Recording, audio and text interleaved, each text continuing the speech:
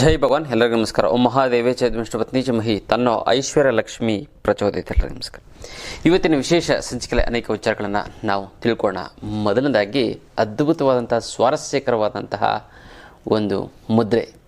ನಿಮ್ಮ ಆರೋಗ್ಯ ಮತ್ತು ಹಣಕಾಸು ಎಲ್ಲವೂ ಚೆನ್ನಾಗಿತ್ತು ಅಂತಂದರೆ ಜೀವನ ಚೆನ್ನಾಗಿರುತ್ತೆ. ಅದಕ್ಕೋಸ್ಕರ ಮೊದಲು ಹಣಕಾಸು ಸಂಪಾದನೆ ಮಾಡೋದಕ್ಕಿಂತ ಮುಂಚೆ ನಮಗೆ ಬೇಕಾಗಿರೋದು ಆರೋಗ್ಯ.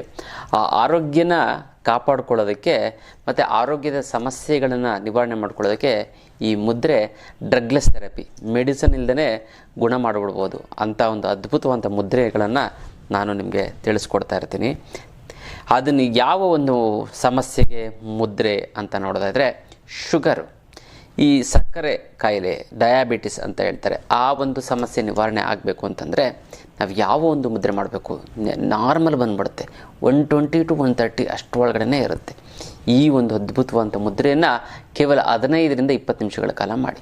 ಯಾವ ಮುದ್ರೆ ಅಂತಂದರೆ ಹೆಬ್ಬೆರಳು ಪ್ಲಸ್ ಉಂಗುರದ ಬೆರಳು. ಉಂಗುರದ ಬೆರಳನ್ನ ಸಂಪೂರ್ಣವಾಗಿ ಮಾಡಿಸಿದ್ರೆ ಹಿಂಗಿಟ್ಕೋತು ಅಂತಂದು ಮಿಕ್ಕೆಲ್ಲ ಬೆರಳುಗಳು ನೇರವಾಗಿರುವಂಥ ಎಚ್ಚರಿಕೆ. ಇದು ಸೂರ್ಯ ಮುದ್ರೆ.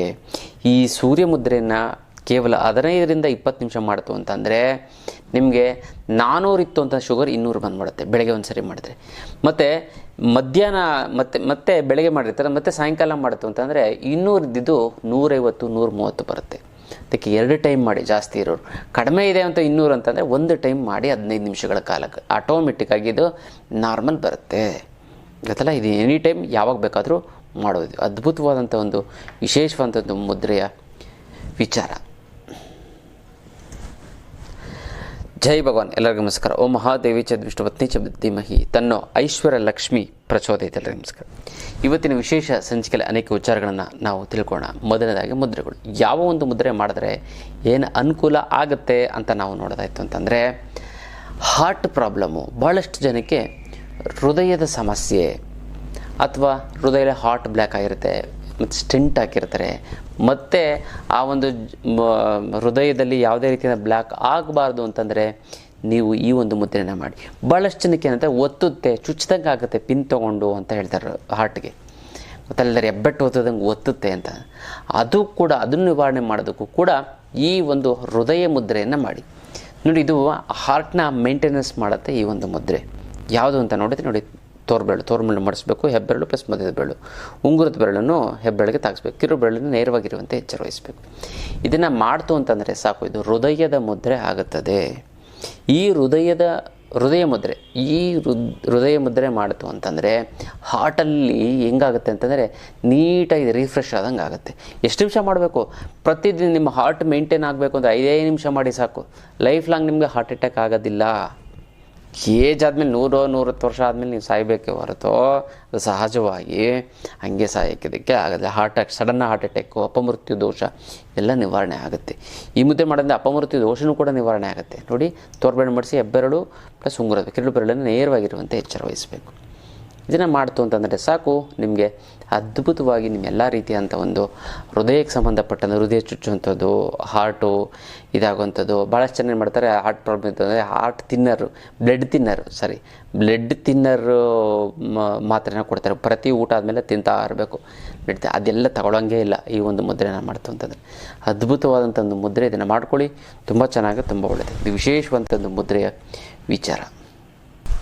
ಇನ್ನು ಪ್ರತಿಯೊಬ್ಬರಿಗೂ ಬೇಕಾಗಿರುವಂಥದ್ದು ದುಡ್ಡು ಮತ್ತು ಆರೋಗ್ಯ. ದುಡ್ಡು ಮತ್ತು ಆರೋಗ್ಯ ಇತ್ತು ಅಂತಂದರೆ ಪ್ರಪಂಚದಲ್ಲಿ ಏನು ಬೇಕಾದರೂ ಸಾಧನೆ ಮಾಡ್ಬೋದು. ಅದಕ್ಕೋಸ್ಕರ ಆರೋಗ್ಯಕ್ಕೆ ಮುದ್ರೆಗಳು ಮತ್ತು ಹಲವಾರು ವಿಚಾರ. ಅದೇ ರೀತಿ ದುಡ್ಡಿಗೂ ಕೂಡ ಅನೇಕ ವಿಚಾರ. ಅಜ್ಞಾನ ಹೋಯಿತು ಅಂತ ದುಡ್ಡು ಬರುತ್ತೆ, ಗೊತ್ತಾಯ್ತಲ್ಲ. ಅದಕ್ಕೋಸ್ಕರ ನಾನು ಇವತ್ತಿಂದ ಪ್ರಾರಂಭ ಮಾಡ್ತಾಯಿದ್ದೀನಿ. ಯಾವುದು ಅಂತಂದರೆ ಮನಿ ಸೂತ್ರ ಅಂತ, ಅಂದರೆ ದುಡ್ಡಿನ ಸೂತ್ರ. ದುಡ್ಡನ್ನ ಯಾವ ರೀತಿ ಹೊಲಿಸ್ಕೋಬೇಕು ಅಂತ ಕೆಲವೊಂದರ ಸ್ಟ್ರಾಟಜಿ ಇರುತ್ತೆ. ಸ್ಟ್ರಾಟಜಿ ಅಂತಂದರೆ ಕೆಲವೊಂದರ ಸೂತ್ರ, ಫಾರ್ಮುಲಾ. ಆ ಫಾರ್ಮುಲಾ ಆಗ್ತು ಅಂತ ದುಡ್ಡು ಬಂದ್ಬಿಡುತ್ತೆ, ಗೊತ್ತಲ್ಲ. ಎಕ್ಸಾಂಪಲು, ಇವಾಗ ದುಡ್ಡು ಎಲ್ಲ ನಿಮಗೆ ಬೇಕಾಗಿರುವಂಥ ದುಡ್ಡು ಅವಶ್ಯಕತೆ ಇರುತ್ತೆ. ಸೈಟ್ ತೊಗೋತೀರಾ, ಮನೆ ಕಟ್ತೀರಾ, ನೆಕ್ಸ್ಟ್ ಏನು ಮಾಡ್ತೀರಾ? ಅದು ದುಡ್ಡಿತ್ತು ಅಂತಂದರೆ ಕಂಫರ್ಟಬಲ್ ಆಗಿರುತ್ತೆ ಅಂದರೆ ಮನಸ್ಸಿಗೆ ಸಂತೋಷ, ಖುಷಿ, ನೆಮ್ಮದಿ ಎಲ್ಲವೂ ಇರುತ್ತೆ, ಗೊತ್ತಲ್ಲ. ಅದೇ ನೆಮ್ಮದಿಯನ್ನು ನಾವು ತಂದ್ಕೊಬಿಡ್ತು ಅಂತಂದರೆ ದುಡ್ಡು ಬಂದ್ಬಿಡುತ್ತೆ. ದುಡ್ಡು ಸಂಪಾದನೆ ಮಾಡೋದಕ್ಕೆ ಏನಕ್ಕೆ ಸಂಪಾದನೆ ಮಾಡಬೇಕು? ನಾವು ಸುಖವನ್ನು ಅನುಭವಿಸೋದಕ್ಕೆ. ಸುಖ ಭೋಗಗಳನ್ನು ಅನುಭವಿಸೋದಕ್ಕೆ. ಆ ಸುಖ ಭೋಗಗಳನ್ನು ನಾವು ಅನುಭವಿಸ್ಬಿಡ್ತು ಅಂತ ನಾವು ದುಡ್ಡಕ್ಕೆ ಸಂಪಾದನೆ ಮಾಡಿದಷ್ಟೇ ಸಮಾನ. ಅದಕ್ಕೋಸ್ಕರ ಆ ದುಡ್ಡು ಅದಕ್ಕೆ ಬರಬೇಕು ಅಂತಂದರೆ ದುಡ್ಡನ್ನ ಏನು ಬೇಕು, ಒಂದು ಸುಖ ಸಂತೋಷ ನೆಮ್ಮದಿ ನಾವು ತಂದ್ಕೋತು ಅಂತಂದರೆ ದುಡ್ಡು ಆಟೋಮೆಟಿಕ್ಕಾಗಿ ಬರುತ್ತೆ. ಹೇಗೆ ಅಂದರೆ ನಾವು ಪಾಸಿಟಿವ್ ಎನರ್ಜಿ, ನಮ್ಮ ವೈಬ್ರೇಷನ್ನು, ನಾವು ಖುಷಿಯಾಗಿ ನಗ್ನಗ್ತಾ ಮಾತಾಡ್ತೀವಿ, ಎದುರುಗಡೆ ಇರೋಂಥವ್ರು ಅಟ್ರಾಕ್ಟ್ ಆಗ್ತಾರೆ. ಗೊತ್ತಲ್ಲ, ನಮ್ಮ ಮನಸ್ಸು ಶುದ್ಧ ಇತ್ತು ಅಂದರೆ ನಮ್ಮನ್ನು ನಂಬುತ್ತಾರೆ. ನಮ್ಮ ಮನಸ್ಸಿನಲ್ಲೇ ಕಲ್ಮಶ ಇಟ್ಕೊಂಡು ನಾವು ಏನೇ ಮಾತಾಡ್ತು ಅಂತಂದರೂ ಕೂಡ ಅದು ನಮಗೆ ಅಸಾಧ್ಯ. ಅಂದರೆ ಎದುರುಗಡೆ ಇರೋಂಥ ವ್ಯಕ್ತಿಗಳಿಗೆ ಕನ್ಫ್ಯೂಷನ್ ಆಗುತ್ತೆ.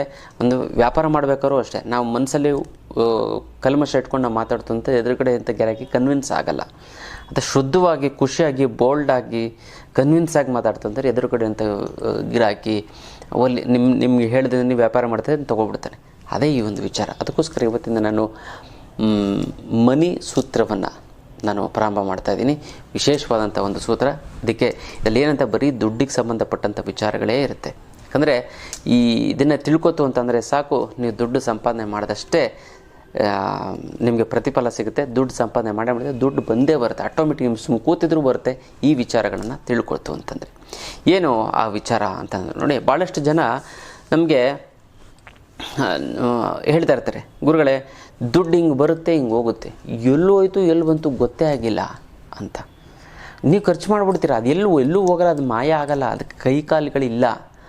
ಆದರೆ ಅದಕ್ಕೆ ಬೇಕಾಗಿರೋದು ಏನು ಮೇಯ್ನಾಗಿ ಅಂತಂದರೆ, ನೀವು ಇಲ್ಲಿ ಹೋಯ್ತು ಇಲ್ಲಿ ಗೊತ್ತಾಗಿಲ್ಲ ಅಂತಂದರೆ ಲೆಕ್ಕವನ್ನು ಬರೀಬೇಕು. ನೋಡಿ, ಗೂಗಲ್ ಪೇ ಮಾಡ್ತು ಅಂತಂದರೂ ಕೂಡ ಅದರಲ್ಲಿ ಆಪ್ಷನ್ ಬರುತ್ತೆ, ಏನಕ್ಕೆ ಫುಡ್ಗೋ ಕಾಫಿಗೋ ತಿಂಡಿಗೋ ಅಲ್ಲಿ ಬರುತ್ತೆ, ಲೆಕ್ಕ ಬರೀರಿ ಅಂತ. ನೋಡಿ, ಅದಕ್ಕೆ ಗೊತ್ತು, ನಮಗೂ ಗೊತ್ತಿಲ್ಲ. ನಾವು ಬೆಳಗ್ಗೆಯಿಂದ ಏನೇನು ಕೆಲಸ ಮಾಡಿದ್ವಿ ಅಂತ ಕೂತ್ಕೊಂಡು ಒಂದು ಇದರಲ್ಲಿ ಬರೀಬೇಕು. ಆವಾಗ ಎಲ್ಲೆಲ್ಲೋಯ್ತು ಅಂತ. ಇವತ್ತು 1ನೇ ತಾರೀಕು ಅಂತ ಹಾಕಬೇಕು, ಇವತ್ತು ಕಾಫಿ ತೊಗೊಂಡೆ, ಇದು ಬಟ್ಟೆ ತೊಗೊಂಡೆ, ಇವತ್ತು ಗ್ಯಾಸಿಗೆ ಖರ್ಚು ಮಾಡಿದೆ, ಅಥವಾ ಇನ್ನೇನಕ್ಕೂ ತರಕಾರಿ ಎಲ್ಲ ಬರೀಬೇಕು. ಬರೀತಾ ಇತ್ತು ತಿಂಗಳಲ್ಲಿ ಕೊನೆಯಲ್ಲಿ ಅದನ್ನು ಆ್ಯಡ್ ಮಾಡ್ತು ಅಂತಂದರೆ ಎಷ್ಟು ದುಡ್ಡು ಖರ್ಚಾಗಿದೆ ನಿಮ್ಮಿಂದ ಅಂತ ನಿಮಗೆ ಗೊತ್ತಾಗುತ್ತೆ. ಎಲ್ಲೋಯ್ತು ಎಲ್ಲಿ ಬಂತು ಗೊತ್ತಾಗ. ಆವಾಗ ಎಲ್ಲಿ ಹೋಗ್ತಾ ಇದೆ ಅನ್ನೋದು, ಯಾವುದಕ್ಕೋ ಚಿಕ್ಕ ವಿಚಾರಕ್ಕೆ ಜಾಸ್ತಿ ದುಡ್ಡು ಖರ್ಚು ಮಾಡಿದ್ದೀರ, ಜಾಸ್ತಿ ವಿಚಾರಕ್ಕೆ ಸಣ್ಣಗೆ ಖರ್ಚು ಮಾಡಿರ್ತೀರ, ಅದು ನಿಮಗೆ ಗೊತ್ತಾಗುತ್ತೆ. ಅದನ್ನು ತಿಳ್ಕೊಬಿಡ್ತು ಅಂತಂದರೆ ನೀವು ಪ್ರಪಂಚದಲ್ಲಿ ನೀವು ದುಡ್ಡು ಅನಾವಶ್ಯಕವಾಗಿ ಖರ್ಚು ಮಾಡೋದೇ ಇಲ್ಲ. ದುಡ್ಡು ನಮ್ಮ ಹತ್ರನೇ ಇರುತ್ತೆ, ಗೊತ್ತಲ್ಲ. ಅದಕ್ಕೋಸ್ಕರ ನಾಳೆ ಇನ್ನೂ ಕೆಲವೊಂದರ ವಿಚಾರಗಳನ್ನು ಹೇಳ್ಕೊಡ್ತೀನಿ. ಅದಕ್ಕೋಸ್ಕರ ಪ್ರತಿ ₹1 ಖರ್ಚಾಯಿತು ನೀವು ಬರೆದಿಡಿ. ಮೊಬೈಲಲ್ಲೇ ನೋಟ್ ಪ್ಯಾಡ್ ಅಂತ ಬರುತ್ತೆ, ಆ ನೋಟ್ ಪ್ಯಾಡಲ್ಲೇ ನೀವು ಬರೆದಿಡಿ ಏನೇನು ಖರ್ಚಾಯಿತು ಅಂತ, ಗೊತ್ತಲ್ಲ. ಇದೇ ಇವತ್ತಿನ ಒಂದು ಮನಿಯ ಸೂತ್ರ. ನಿಮಗೆ ತೊಂದರೆ ಕೊಡುವಂತಹ ಶತ್ರುಗಳಿಗೆ ತಕ್ಕ ಶಾಸ್ತಿ ಆಗಬೇಕಾ? ತಲೆನೇ ಕೆಡಿಸ್ಕೋಬೇಡಿ. ನೀವು ಈ ಒಂದು ಸರಳವಂತ ತಂತ್ರವನ್ನು ಮಾಡಿ. ಯಾವ ತಂತ್ರ ಗೊತ್ತಾ? ಕೇವಲ ದೀಪವನ್ನು ಹಚ್ಚೋದ್ರಿಂದ ನೀವು ನಿಮ್ಮ ಶತ್ರುಗಳಿಗೆ ಅಯ್ಯೋ ಅಂತ ಅನ್ನಿಸ್ಬೋದು, ಗೊತ್ತಲ್ಲ. ನೀವೇನು ಮಾಡೋಂಗಿಲ್ಲ, ಸರಳವಾದಂಥ ಈ ತಂತ್ರವನ್ನು ಮಾಡ್ಕೊಳ್ಳಿ. ಯಾವ ತಂತ್ರ ಗೊತ್ತಾ? ಏನಿಲ್ಲ, ಒಂದು ಮಣ್ಣಿನ ದೀಪ ತಗೊಳ್ಳಿ. ಆ ಮಣ್ಣಿನ ದೀಪಕ್ಕೆ ತುಂಬ ತೆಗೆದುಕೊಂಡು ಎಲ್ಲವನ್ನು ಕಪ್ಪನ್ನು ಬೆಳೀರಿ.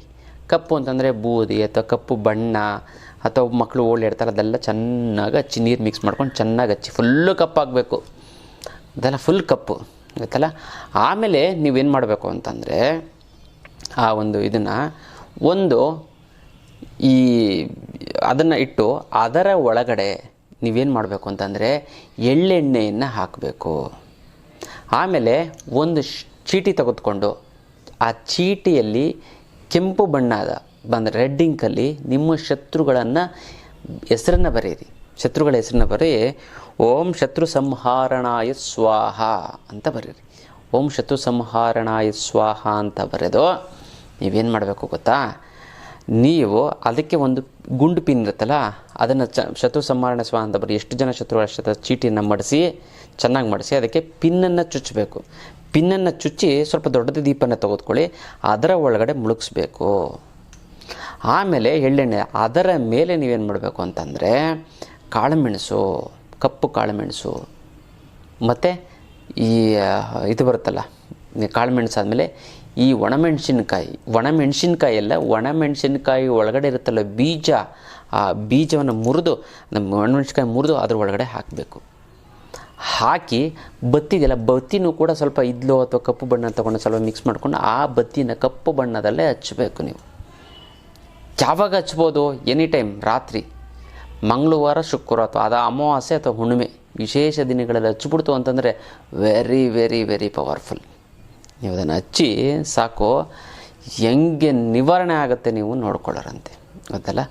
ಯಾವ ರೀತಿ ನಿಮಗೆ ಸಮಸ್ಯೆಗಳು, ನಿಮ್ಮ ಶತ್ರುಗಳು ನೀವು ಕಣ್ಣಾರೆ ನೋಡ್ತೀರಾ, ಅವ್ರಿಗೇನು ಸಮಸ್ಯೆಗಳು ಭಗವಂತ ಕೊಡ್ತಾನೆ, ನೀವು ತಲೆ ಕೆಡಿಸ್ಕೊಡ್ಬಿಟ್ಟು ನೋಡ್ತೀರಾ. ಕೆಲವೇ ದಿನಗಳತ್ತೆ, ಕೆಲವೇ ತಿಂಗಳುಗಳಲ್ಲಿ ನೀವು ನೋಡ್ತೀವಿ. ಇನ್ನು ಬರಬೇಕಾಗಿರೋ ದುಡ್ಡು ಬರ್ತಾ ಇಲ್ಲ ಅಂತಂದರೆ, ಕೊಡೋರಿಗೆ ಕೊಡೋಕ್ಕಾಗ್ತಾ ಇಲ್ಲ ಅಂದರೆ, ಸಿಕ್ಕಾಪಟ್ಟೆ ಸಾಲ ಆಗಿತ್ತು ಅಂದರೆ, ಗುರುಗಳೇ ದುಡ್ಡು ನೀರು ಥರ ಖರ್ಚಾಗ್ತದೆ, ಒಳ್ಳೆ ಏನು ಮಾಡೋದು ಅಂತ ಅದು ಗೊತ್ತಾಗ್ತಾ ಇಲ್ಲ ಅಂತಾರೆ. ಅದಕ್ಕೆಲ್ಲ ತಲೆನೇ ಕೆಡಿಸ್ಕೋಬೇಡಿ. ಇದಕ್ಕೆಲ್ಲ ಏಕೈಕ ರಾಮಬಾಣ ಅಂದರೆ ಅಷ್ಟಲಕ್ಷ್ಮಿ ಅಂದರೆ, ಗುರುಗಳೇ ಸಾಲದವರು ಫೋನ್ ಮೇಲೆ ಫೋನು, ಮೆಸೇಜ್ ಮೇಲೆ ಮೆಸೇಜು, ಬಿಸ್ನೆಸ್ಸು ಬರ್ತಾ ಬರ್ತಾ ಬರ್ತಾ ಲಾಸ್ ಆಗ್ತಾಯಿದೆ ಗುರುಗಳೇ. ಎಷ್ಟು ಕಷ್ಟಪಟ್ಟು ದುಡಿದ್ರು ಒಂದು ಸೈಟು ಮನೆ ಮಾಡೋಕ್ಕಾಗ್ತಾ ಇಲ್ಲ. ಮಕ್ಳಿಗೆ ಒಂದು ಒಳ್ಳೆ ಎಜುಕೇಷನ್ ಮಾಡಬೇಕಾಗ್ತಾಯಿಲ್ಲ. ಮಕ್ಳಿಗೆ ಮದುವೆ ಮಾಡಬೇಕು, ಒಂದು 15-20 ಲಕ್ಷ ಖರ್ಚಾಗುತ್ತೆ, ಆಗ್ತಾಯಿಲ್ಲ. ಮಕ್ಕಳಿಗೆ ಆಸ್ತಿ ಪಾಸ್ತಿ ಮಾಡಿ ಬಿಡಬೇಕು, 20 ವರ್ಷದಿಂದ ದುಡಿತಾ ಇದ್ದೀನಿ, ಏನೂ ಪ್ರಯೋಜನ ಆಗಿಲ್ಲ. ಒಡವೆ ಮಾಡಿಸ್ಕೊಡ್ಬೇಕು ಅಂತ ಇದ್ದೀವಿ, ಎಲ್ಲ ಆಗ್ತಾಯಿಲ್ಲ ಅಲ್ಲ. ಇನ್ನೂ ನಮ್ಮ ಫ್ರೆಂಡ್ಸು ರಿಲೇಟಿವ್ಸ್ ಎಲ್ಲ ಒಡವೆ ಗಿಡಗಳು ನಾವು ಬುದ್ಧಿ ಹೇಳ್ತೀವಿ ಜೀವನದಲ್ಲಿ ಮುಂದೆ ಬಂದರು ಅಂತ.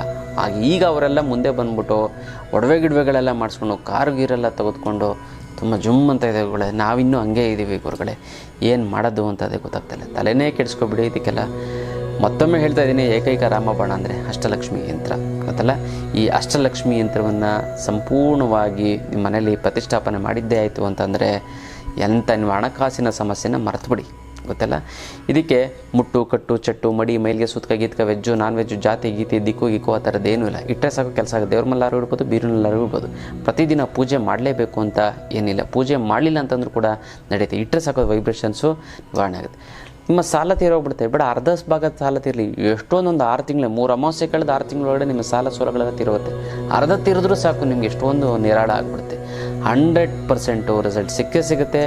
ನೇರವಾಗಿ ಖುದ್ದು ನನ್ನ ಭೇಟಿಯಾಗಿ, ಗೊತ್ತಲ್ಲ.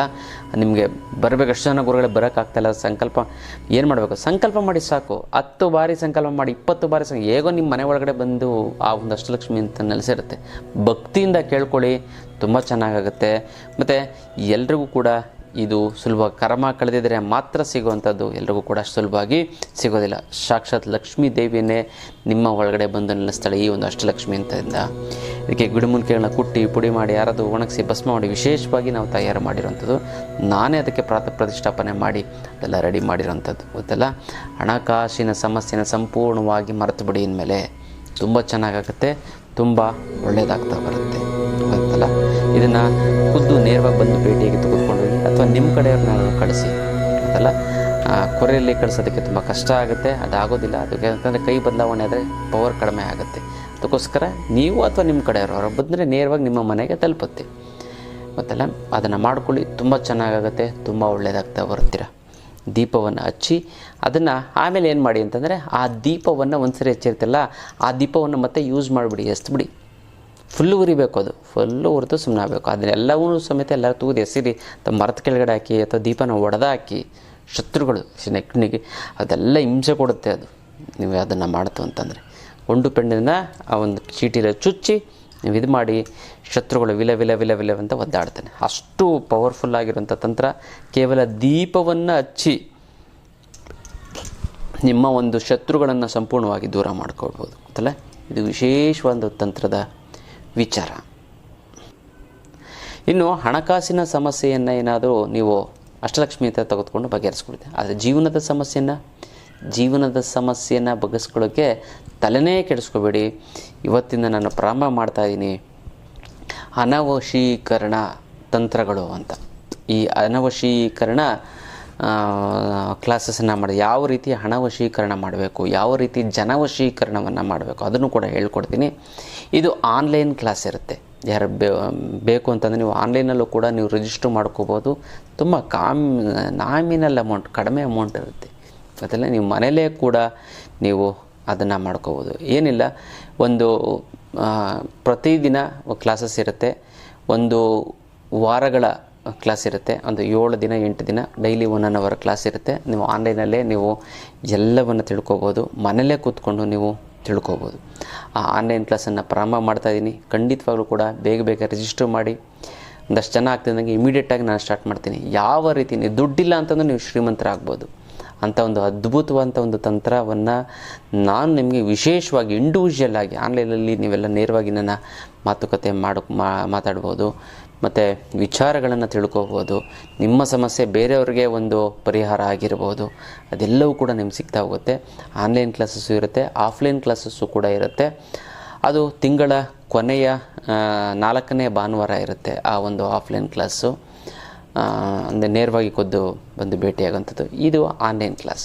ಈ ಆನ್ಲೈನ್ ಕ್ಲಾಸಸ್ಸನ್ನು ತಪ್ಪದೆ ನೀವು ಜಾಯ್ನ್ ಆಗಿ ವಿಶೇಷವಾದಂಥ ಒಂದು ವಿಚಾರಗಳನ್ನು ತಿಳ್ಕೊಳ್ಳಿ.